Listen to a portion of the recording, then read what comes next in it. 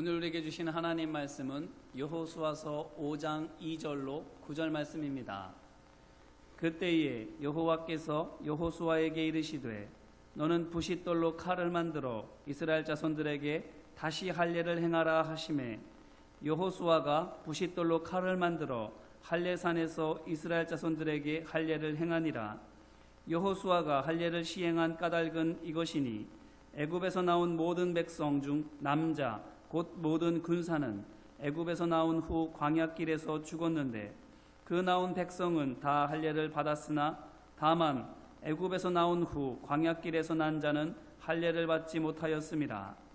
이스라엘 자손들이 여호와의 음성을 청종하지 아니하므로 여호와께서 그들에게 대하여 맹세하사 그들의 조상들에게 맹세하여 우리에게 주리라고 하신 땅 곧 젖과 꿀이 흐르는 땅을 그들이 보지 못하게 하리라 하시매 애굽에서 나온 족속 곧 군사들이 다 멸절하기까지 40년 동안을 광야에서 헤매었더니 그들의 대를 잇게 하신 이 자손에게 여호수아가 할례를 행하였으니 길에서는 그들에게 할례를 행하지 못하였으므로 할례 없는 자가 되었음이었더라.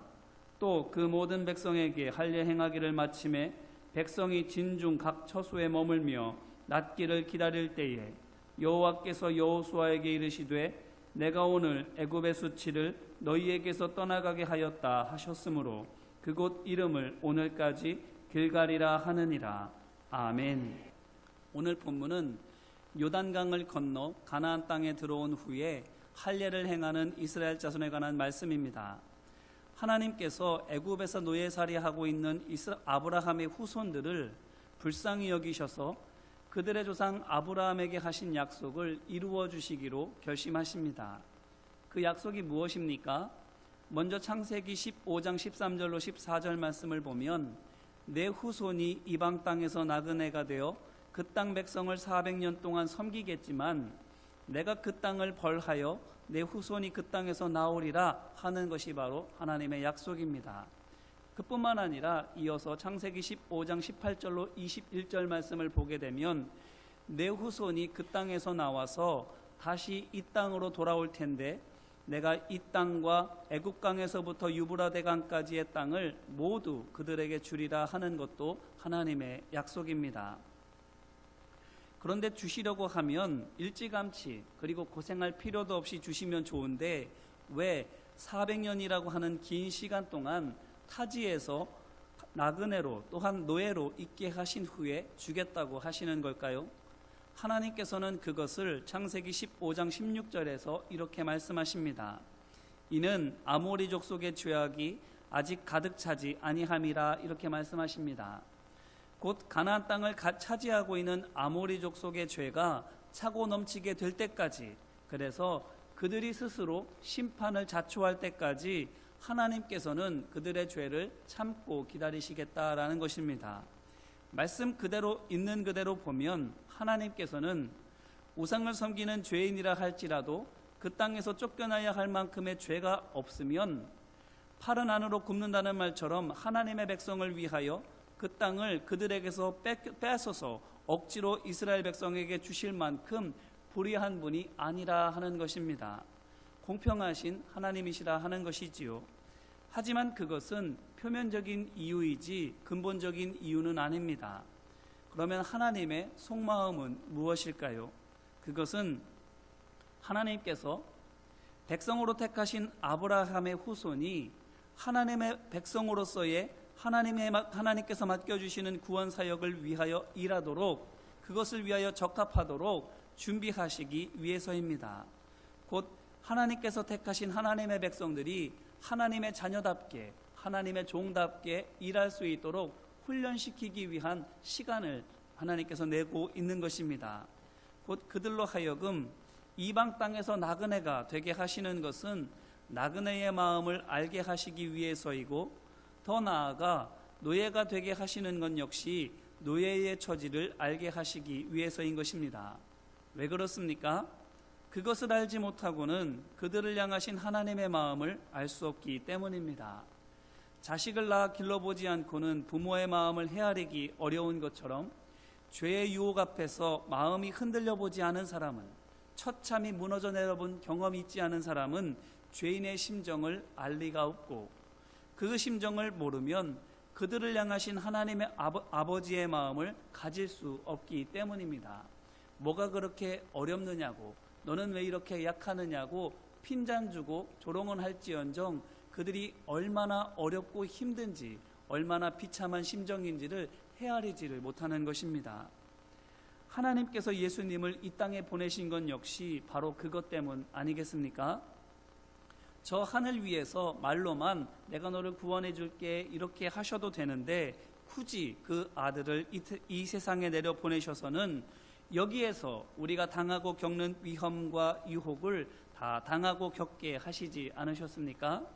그렇기 때문에 우리는 예수님을 향해서 예수님께서는 이 일을 겪어보지 않으셨잖아요 라고 말할 수 없습니다. 제 마음을 헤아리지 못하시잖아요 이렇게 말할 수도 없습니다. 왜 그렇습니까? 이미 다 겪어보셨기 때문입니다. 예수님께서도 사탄의 공격이 얼마나 무서운지, 그리고 그 유혹이 얼마나 뿌리치기 힘든지 잘 알고 계시기 때문인 것입니다. 그러니 우리가 실패할 때에 우리에게 어떻게 하십니까? 그게 뭐가 그렇게 겁나냐고 핀잔 주십니까? 너는 왜 이렇게 약하냐고 혼내십니까? 아닙니다. 힘들었지? 내가 다 알고 있어. 그러한 마음으로 우리를 위로해 주십니다. 애썼어. 그만하면 수고했어. 격려해 주십니다.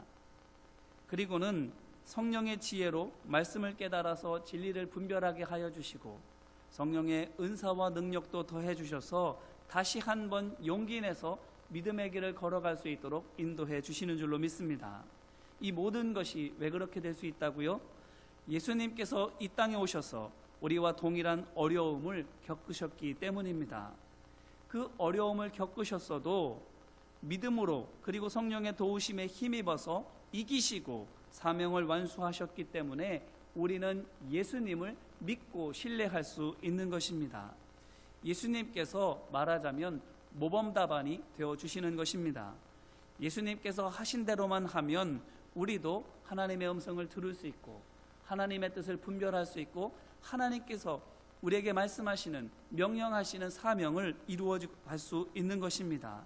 그렇기 때문에 예수님께서 요한복음 14장 12절에서 말씀하시기를, 나를 믿는 자는 내가 하는 일을 그도 할 것이요 그보다 큰 일도 하리라고 말씀하신 것입니다. 한마디로 내가 모범답안이니 나를 보고 따라오너라 말씀하시는 것입니다. 그러므로 이렇게 예수님께서 제자들에게 모범답안이 되시기 위하여 이 땅에 오신 것처럼 아브라함의 후손 역시 모든 사람에게 모범답안이 되기 위하여 인생의 질고를 겪어야만 하는 것입니다.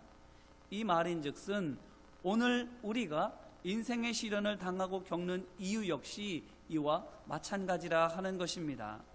곧 우리가 죄를 지었기 때문에 그 죄값으로 고난을 당하는 것만이 아니라 우리가 져야 할 십자가가 있기 때문에 어려움을 당한다라는 것입니다. 그러므로 우리가 당하는 어려움을 보게 되면 그 속에서 우리가 져야 할 십자가가 무엇인지를 발견할 수 있습니다. 고난 속에 우리에게 맡겨주시는 사명이 있는 것입니다. 그러면 그것이 무엇입니까? 우리 교회에, 또한 우리 성도들을 향하신 하나님의 뜻이, 우리가 감당해야 할 사명이 무엇이냐 하는 것입니다. 교회다운 교회인 줄로 믿습니다. 하나님께서 그리스도의 몸인 우리 교회의 주인 되어주시고, 모든 성도가 그 몸의 지체가 되고, 주인이신 하나님의 소망인 영혼 구원을 위하여 진리 안에서 서로 사랑으로 섬기는 복음적인 교회의 회복이 바로 우리에게 주어진 사명이라 하는 것입니다. 왜냐하면 우리가 겪고 있는 이 어려움이 사람이 교회의 머리가 되어서 교회를 좌지우지 하려고 했기 때문 아닙니까? 성도가 한 가족 되지 못했기 때문 아닙니까? 복음보다 세상의 논리를 전하고 십자가보다 세상의 방법을 의지해서 된 것이기 때문 아닙니까? 그렇다면 우리는 어떻게 해야 하겠습니까? 교회다운 교회의 모범답안이 되기 위하여 힘써야 할 줄로 믿습니다. 하나님께서 주인이신 교회가 되기 위하여 기도하시기를 소망합니다. 성도가 믿음 안에서 사랑으로 연합하는 교회가 되기 위하여 사랑으로 일하시기를 주님의 이름으로 권면합니다. 영혼을 치유하고 살리는 교회가 되기 위하여 이제부터라도 함께 기도하며 성령의 지혜와 능력을 또한 인도하심을 받는 우리 모두가 되기를 주님의 이름으로 기원합니다. 그래서 이제는 앞으로 우리에게 주어진 이 시간들이 모범답안의 빈칸을 채워가는 복된 은혜의 시간이 되시기를 주님의 이름으로 기원합니다. 그렇다면 우리에게 주어진 모범답안을 다시 한번 선포해 볼까요? 따라해 주시면 감사하겠습니다. 하나님께서 교회의 주인이십니다. 우리는 믿음의 가족입니다. 영혼을 치유하고 살립시다. 아멘. 이것이 바로 우리가 당하고 있는 어려움으로 말미암아 우리가 발견할 수 있는 십자가인 줄로 믿습니다. 우리 모든 성도들이 또한 우리 교회가 힘써야 할, 그래서 많은 교회들이 있지만 그 교회들에게 이것이 바로 정말 하나님 기뻐하시는 교회라고, 모든 교회들이 따르고 본받고 힘써야 할 사명이라고 보여줄 수 있는 모범이 되는 우리 교회 되시기를 주님의 이름으로 기원합니다. 이와 같이 하나님께서는 아브라함의 후손을 오랜 시간에 걸쳐서 하나님의 종으로 단련되도록 인도해 주십니다. 하지만 이와 같은 하나님의 마음과는 다르게 이들이 어떻게 합니까? 애굽에서 노예로 살던 때를 생각해 보면 이들은 원망하고 불평만 했지 그 시간을 믿음으로 살지 않았습니다. 그 증거를 우리는 역대상 5장 1절로 2절에서 볼 수 있습니다.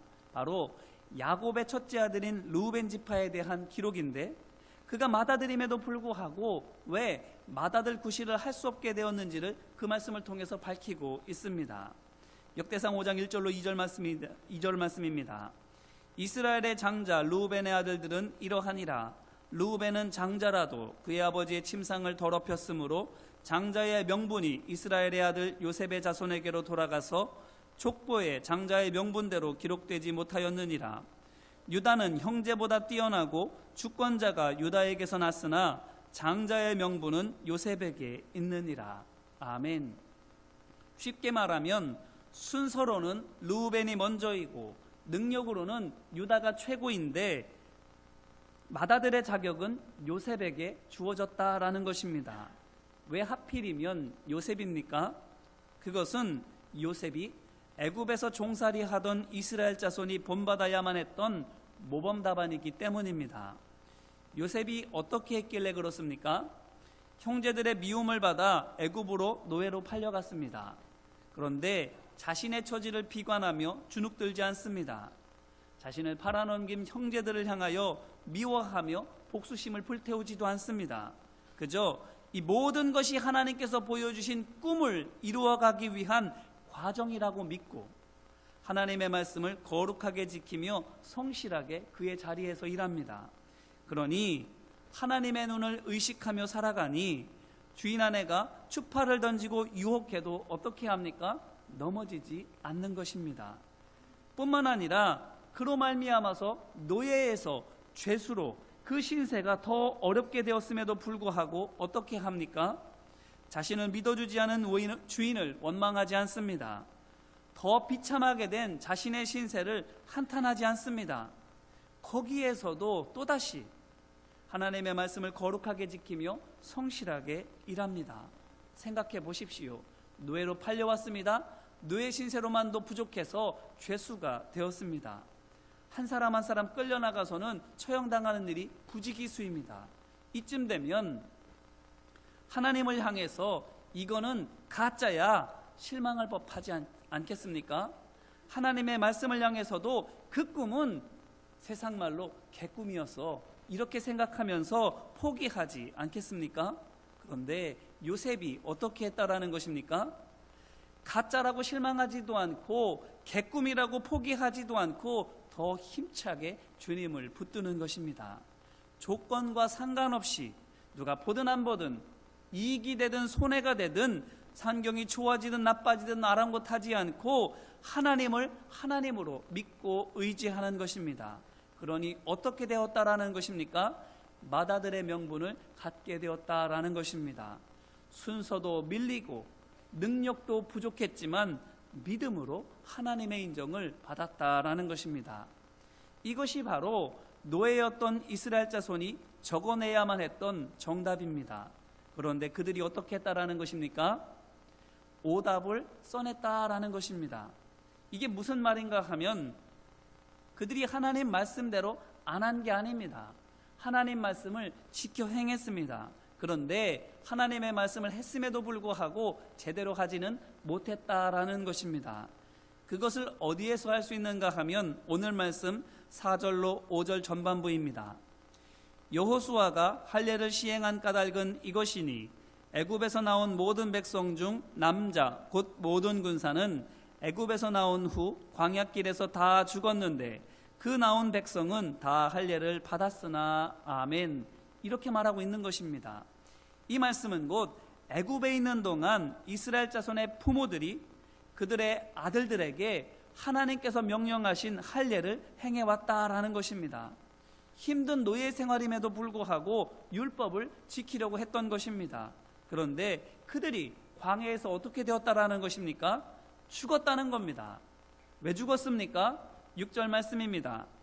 이스라엘 자손들이 여호와의 음성을 청종하지 아니하므로 여호와께서 그들에게 대하여 맹세하사 그들의 조상들에게 맹세하여 우리에게 주리라고 하신 땅 곧 젖과 꿀이 흐르는 땅을 그들이 보지 못하게 하리라 하시매 애굽에서 나온 족속 곧 군사들이 다 멸절하기까지 40년 동안을 광야에서 헤매었다, 이렇게 말하는 것입니다. 한마디로 하나님의 말씀을 듣지 않아서 광야에서 죽게 되었다라는 것입니다. 보십시오. 하나님의 말씀을 들었기 때문에 할례를 행하지 않았습니까? 그런데 하나님의 말씀을 거역해서 가나안 땅에 들어가지 못했다라고 하는 것입니다. 이것이 무엇을 의미합니까?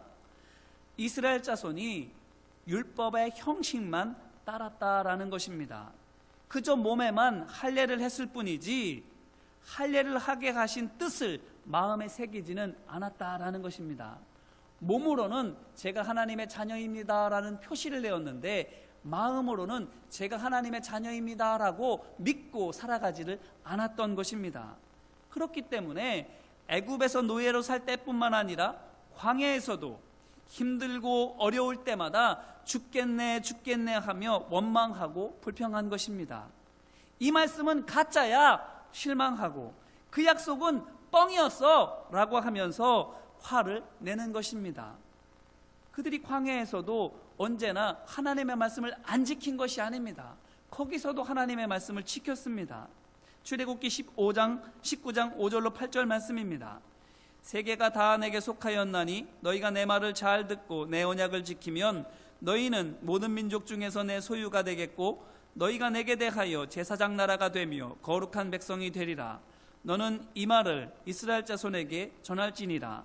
모세가 내려와서 백성의 장로들을 불러 여호와께서 자기에게 명령하신 그 모든 말씀을 그들 앞에 진술하니 백성이 일제히 응답하여 이르되 여호와께서 명령하신 대로 우리가 다 행하리이다. 모세가 백성의 말을 여호와께 전하니라. 아멘. 이 말씀이 있었던 때가 출애굽하고 3달이 지나서 시내산에 도착했을 때입니다. 무언가 이제 보이기 시작하는 겁니다. 애굽을 떠나서 광야를 3달 동안 지나서는 가나안 땅에 가기 위하여 그 중간 지짝지인 시내산에 도착한 겁니다. 아, 이제 뭐가 좀 되는구나. 시작이 반이라고 시내산에 도착했으니 이제 모든 것이 다 이루어진 것과 다름없구나 기뻐하며 감사하게 되는 것이지요. 그럴 때는 어떻게 했습니까? 우리가 하나님의 말씀을 다 지켜 행하겠습니다. 호기롭게 이야기하는 겁니다. 좋은 일이 있을 때나 바라던 바가 이루어졌을 때에는 하나님의 말씀을 지키는 것이지요. 그런데 또다시 물이 없거나 음식이 부족하거나 날이 덥거나 몸이 피곤하거나 가고 싶은 길로 가지 못하거나 원하는 것이 주어지지 않으면 어떻게 됩니까? 언제 그랬나는 듯이 또다시 하나님을 향하여 원망하고 그 말씀을 무시하는 것입니다. 이제 이 말씀으로 우리 자신을 돌아보기를 바랍니다. 우리 몸에 할례의 흔적이 있는데 그 삶에 하나님의 백성답지 못하지는 않습니까? 마치 그 몸에 할례의 흔적을 가지고 있음에도 불구하고 그 삶을 하나님의 백성으로 믿고 살지 못했던 이스라엘 자손들처럼 우리 역시 십자가로 말미암은 구원의 흔적은 가지고 있는데, 그래서 예배도 하고 기도도 하고 봉사도 하는데 우리의 삶에는 십자가의 보혈이 흐르지 않고 있지는 않습니까? 여전히 우리는 오답만 적고 있지는 않는가 하는 것입니다. 그렇지만 보십시오. 애굽에서 오답을 적어냈던 출애굽 부모 세대가 광야에서도 오답을 써내니까 어떻게 됩니까? 가나안 땅에 들어가지 못합니다. 오직 그 중에서 믿음의 눈으로 바라보고 하나님을 신뢰했던 여호수아와 갈렙만이 가나안 땅에 들어가도록 허락받습니다. 그렇다면 우리는 어떻겠습니까? 여전히 고집스럽게 오답만을 적어내고 있지는 않습니까? 예배하면서도 하나님의 말씀을 신뢰하지 못하고 있지는 않습니까?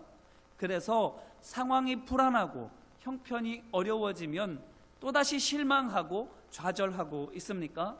또한 기도하고 있으면서도 성령의 능력을 확신하지 못하고 있습니까?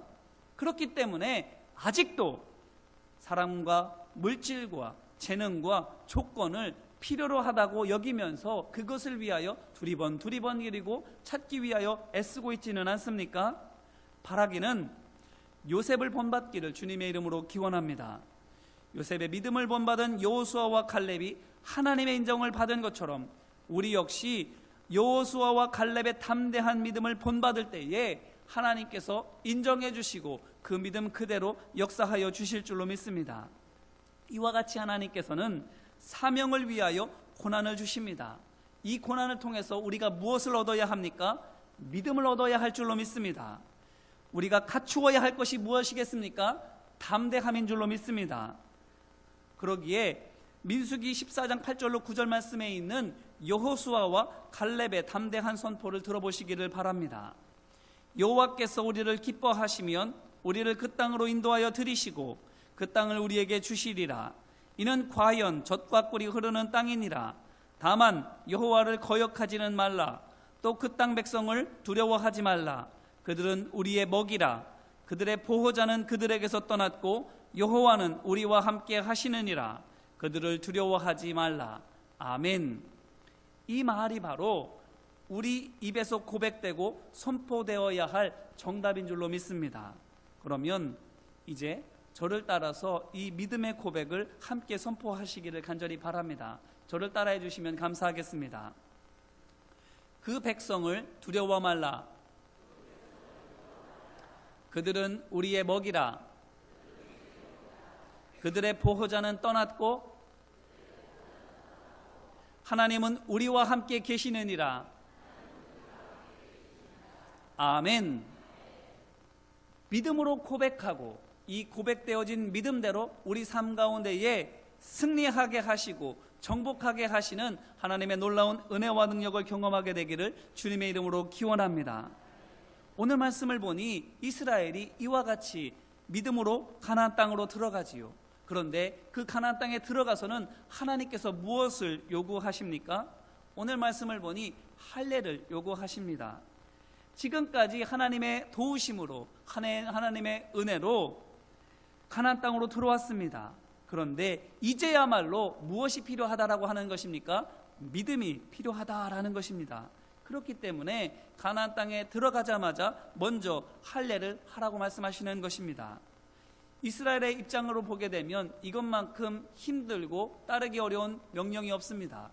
왜냐하면 첫 번째로는 이미 요단강을 건너서 가나안 땅에 들어갔기 때문에 이제 그들에게는 퇴로가 없기 때문입니다. 앞에는 가나안 족속이 버티고 있고 뒤에는 큰 강물이 막고 있는 것입니다. 그렇기 때문에 만에 하나 가나안 족속이 쳐들어온다고 하면 할례를 행하고 있으면 어떻게 됩니까? 아파서 움직이지를 못합니다.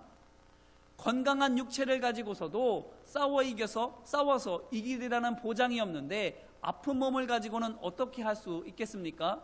그렇기 때문에 불안한 마음을 금치 못하게 되는 것입니다.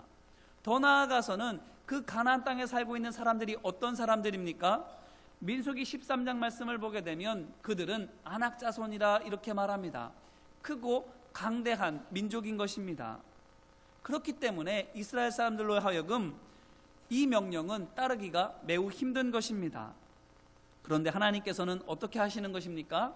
할례를 행하라고 명령하시는 것입니다. 왜 그렇습니까? 1절 말씀을 보면 이렇게 되어 있습니다. 요단 서쪽의 아모리 사람의 모든 왕들과 해변의 가나안 사람의 모든 왕들이 여호와께서 요단물을 이스라엘 자손들 앞에서 말리시고 우리를 건너게 하셨음을 듣고 마음이 녹았고 이스라엘 자손들 때문에 정신을 잃었더라. 아멘. 할례를 하게 하신 때에는 하나님의 이유가 있더라 하는 것입니다. 하나님께서 감히 이스라엘 백성을 쳐들어오지 못하도록 그들 가운데에 두려움을 주셨다라는 것입니다. 이스라엘 백성으로 하여금 광야를 갈 때에도 마찬가지였지요. 왕벌과 위험을 미리 보내셔서 이스라엘 백성이 가야 할 그 앞길을 준비하게 하셨습니다. 예수님께서도 마찬가지이지요. 예수님께서 이 땅에 오셔서 하나님의 사역을 감당하시기 위하여 하나님께서 그로 하여금 어떻게 하셨습니까? 세례 요한을 먼저 보내셔서 예수님이 가시는 그 길을 준비하게 하신 줄로 믿습니다. 마찬가지로 이스라엘 백성이 가야 할 그 길을 하나님께서 미리 예비해 놓으신 것입니다. 가나안 족속들로 하여금 이스라엘 백성을 치지 못하도록 그들 가운데에 두렵게 하신 것이지요. 이것이 무엇을 의미합니까? 하나님께서 우리에게 무언가를 명령하실 때에는 다 이유가 있다라는 것입니다. 주님께서 미리 다 준비해 놓고 계시는 것입니다. 그러므로 우리는 무엇만 하면 됩니까? 말씀하신 대로 순종만 하면 되는 줄로 믿습니다. 순종만이 승리의 길인 것입니다. 그렇기 때문에 계산할 필요가 없습니다. 고민할 필요가 없습니다. 기도하라 하시면 기도하면 되는 것이고, 전도하라 하시면 하나님의 말씀을 들고 나가서 전도하면 되는 것이고, 사랑으로 섬기고 봉사하라 하면 사랑의 손길을 내밀어주고 다가가면 되는 것입니다. 그것이 바로 하나님께서 이스라엘 백성에게 또한 오늘 우리에게 요구하시는 정답인 줄로 믿습니다. 이제 이 말씀을 우리 자신을 돌아보기를 바랍니다. 이스라엘 자손이 하나님의 말씀을 듣고 순종해서는 할례를 행합니다. 자, 이제 할례를 했으니까 다 됐습니까? 여호수아서 뒤에 말씀들을 보게 되면 그래도 또 실수하고 그래도 또 실패합니다. 그런데도 하나님께서 어떻게 하십니까? 그들을 계속 정답으로 나아갈 수 있도록 도와주시는 줄로 믿습니다. 오늘 우리 삶에서도 지금 내가 믿음으로 결단했어도 우리는 또 실수할 수 있습니다. 또 실패할 수 있습니다. 하지만 하나님께서 우리로 하여금 우리 사명을 감당하게 하시기 위하여 끊임없이 정답을 찾아 나아갈 수 있도록 도와주시는 줄로 믿습니다. 그러기에 두려워하지 말고 실수하고 실패하는 것을 염려하지 말고 교회를 교회답게 만들어가기 위하여 우리에게 주어주시는 믿음을 감당해 나아가시기를 주님의 이름으로 기원합니다. 믿고 하나님 말씀에 순종하고 성령의 인도하심에 따라서 한 걸음 한 걸음 나아가는 우리 모두가 되기를 주님의 이름으로 기원합니다. 한번 따라해 주실까요? 하나님만 믿겠습니다.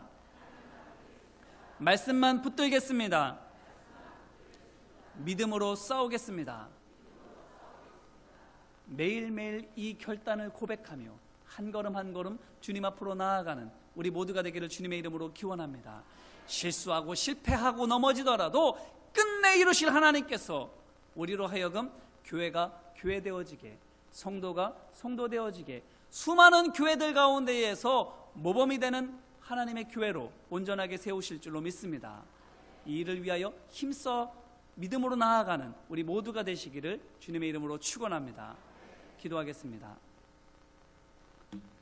은혜와 사랑 많으신 아버지 하나님 감사합니다. 사명에 있어서 어려움을 허락하십니다. 그 어려움을 통하여 원망하고 불평하면 광야에서 쓰러져간 부모 세대들처럼 소멸할 수밖에 없지만 믿음으로 결단하고 순종하면 가나안 땅이 정복되어지는 줄로 믿습니다. 주님, 어제까지 실패했더라도 오늘 다시 믿음으로 결단하게 하여 주옵시고, 오늘 믿음으로 결단했다고 해서 내일 다시 승리한다라는 보장이 없기에 겸손한 마음으로 하나님의 인도하심을 따르게 하여 주옵소서.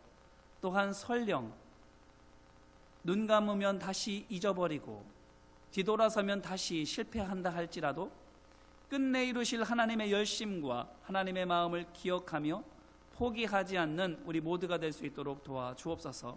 하나님께서는 우리로 하여금 우리에게 주신 사명을 이룰 수 있도록 끝까지 책임져 주실 줄로 믿습니다. 성령의 지혜로 깨닫게 하여 주시고 은사와 능력으로 이루어가게 하여 주실 줄로 믿습니다. 담대하게 믿음으로 선포하며 따라가는 우리 모두가 될 수 있도록 함께 하여 주시옵소서. 또한 그 일을 우리 모두가 함께 서로를 도우며 사랑으로 섬기며 이루어갈 수 있도록 함께 하여 주시옵소서. 그래서 누구 한 사람도 빠짐없이 하나님 주시는 은혜와 복락을 누리는 복된 우리의 믿음의 여정 되어질 수 있도록 하나님 은총 베풀어 주시옵소서. 함께 하심을 믿고 간절히 구하며 은혜와 사랑 많으신 예수님 이름으로 기도합니다. 아멘.